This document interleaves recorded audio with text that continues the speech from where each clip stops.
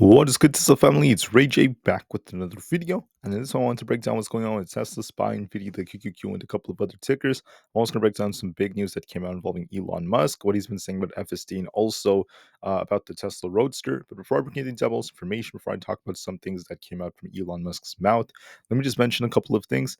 I am personally not a financial planner, so take nothing I say as financial advice. And also, if you guys can, please check out the Moomoo link, which is down below in the description. If you sign up for Moomoo with the link down below and deposit $100 into the account, you are guaranteed 5 free stocks. If you deposit $1,000, you're guaranteed up to 15 free stocks, and the offer ends very soon. Anyways, for the market, Tesla got this very, very nice pop today, pushing all the way up to about 184 a share. But I told everyone to watch resistance on Tesla because the higher we go, the tighter resistance is going to get. I just got this little rejection. It's now back down just under 180. And we're kind of shuffling in this 180 area, and it's been doing this for quite some time. So the question is, what's going to happen moving forward? What's happening to the markets? I first want to talk about Elon Musk, something he said that's very important for Tesla, and then I'm going to break down other things.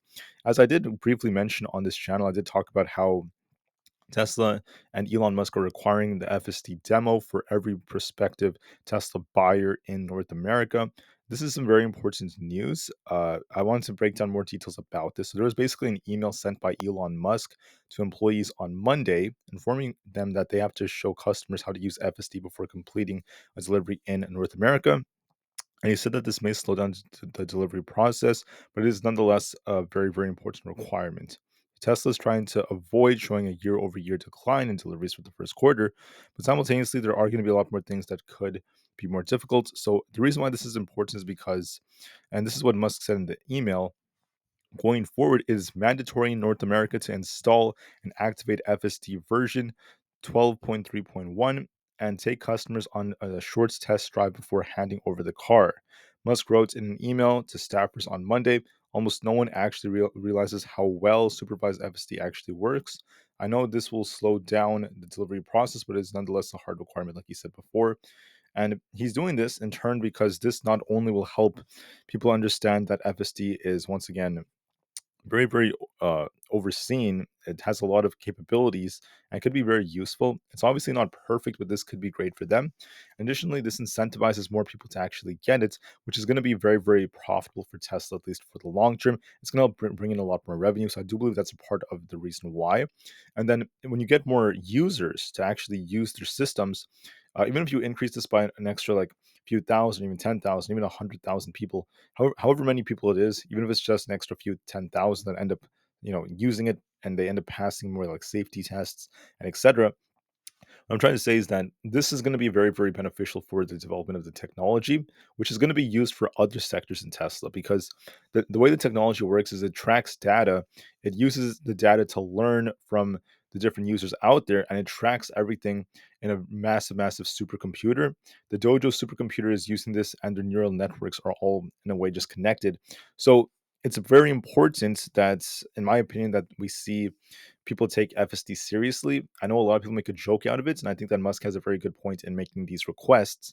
But I do want to call out that it may slow down things for deliveries and make the process more strenuous. I don't believe that this is going to cause massive slowdowns in deliveries. I don't think it's going to be that significant. But I think that Tesla has to work on a system to help actually improve this, try to get this information out there as fast as possible, and try to figure how all this is going to work out.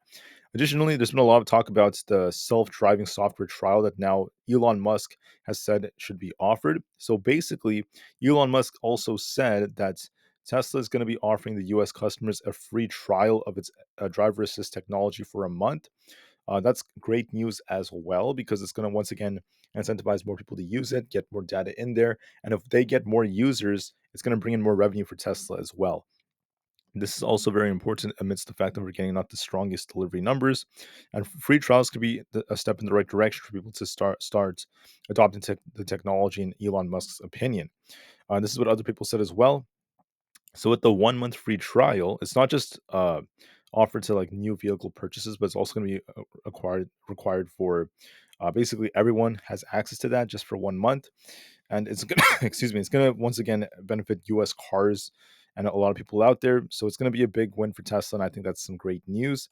There's also some talk about Elon Musk making some headlines today about how what he's saying about the Roadster. This actually happened a couple of days ago during his interview with Don lemon. But he did make some claims about the Roadster I want to call out as well. This is making a lot of headlines. So what Musk basically is saying is that Tesla is working on incorporating something very, very awesome that is combining SpaceX and Tesla technology to create some kind of supercar. And he said that the epitome of this is going to be the Roadster, right? He said that it's not really being just a car, but in a way, it's like a car that's able to fly. And it's kind of funny in a way. But if you look at what they're capable of doing from its 0 to 60 time in under a second is how Musk described it. I was reading it that it actually takes a little longer than that, like under 2 seconds. But who knows, right? Whether it's 1 second or 2 seconds, doesn't matter. It's insanely, insanely fast. Its acceleration is out of this world, and it's absolutely insane. So with that being said, Musk was just talking a lot about that in an interview, talking about how they're incorporating different pieces of technology, how incredible the Roadster is going to be, and many more of its capabilities. So that's something pretty cool he's been talking about. And this is awesome because the Roadster is not released yet officially. I can't wait to see what this looks like in real life. I can't wait to see what it's capable of doing. I can't wait until production actually starts. I would love to drive one of these for fun. It sounds like a very, very, very fun car.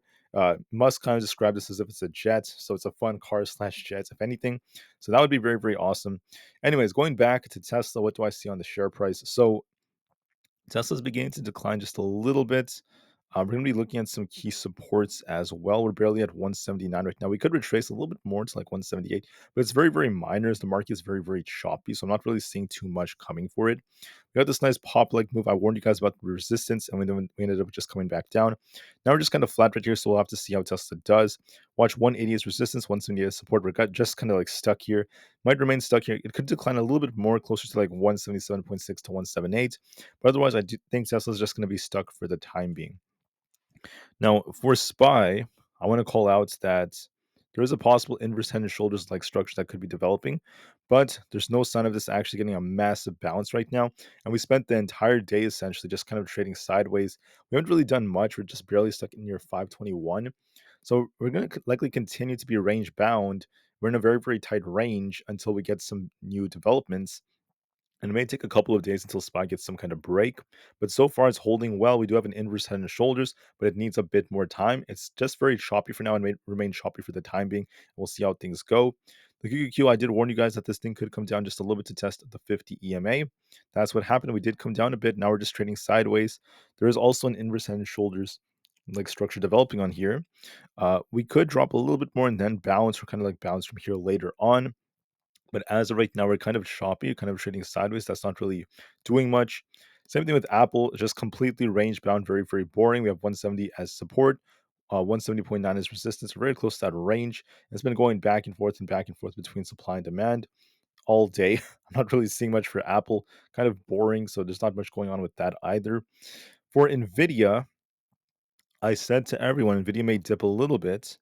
It's starting to dip. And you guys can see as soon as we hit this 50 EMA, which is on the hourly time frame, alongside this very, very big white trend line I have drawn out right here. So look at the white trend line. Nvidia has been trying to bounce ever since we hit it. So it's acting as a support right now. If we manage to hold this and we start pushing back up, we have to try to get back above 958. If we break past that, 965, 970, 974 are all possibilities. If we lose this, right over here, a bigger drop could be coming all the way down towards the 930 area. But I would just say that this is a very, very nice uptrend. And so far, it's still on a uptrend. It's still bullish overall. But watch the support where this white trend line is. If we do lose this, it could turn back down. As of right now, it's trying to bounce off of this, but watch this just to be safe. Nvidia is doing pretty well so far. For a few more, we have Amazon kind of flat right now. You guys can see it's still shuffling at this 180 resistance. Hasn't gotten a true massive rejection or not. One could interpret kind of like a cup and handle structure that could be developing. Nothing is guaranteed just yet. We just have to wait and see how it reacts to 180. Do we get a big break above it again, or do we get a big rejection? I'm going to be patient for now and wait for that on Amazon. And for Meta, we're still stuck at 505, the exact level we were at last time. So it could try to rebound a bit towards 510 later on if we do break past that 515 is coming. If we lose 505, we could start sinking to 499, which is where our 200 EMA is. As of right now, we're just in a very, very tight range, not really doing much. So I'm not really seeing much on Meta as well. This was another not so great day for the markets. Market was very boring, trading sideways. But I do believe that there is potential for us to get a push as we get closer to Friday, as there are a lot of puts expiring. So we'll see how things go. With that being said, I just want to thank you all so much for listening. Have a great day, guys. Enjoy what life has to offer. And just know that Tesla is still kind of choppy right now, stuck between 178 to 180. That's where it's kind of stuck right now. I may remain like this for quite some time, so we'll see how things go. Anyways, that's it for the update. Have a great day. I'll see you guys very soon in just a couple of hours, and peace out.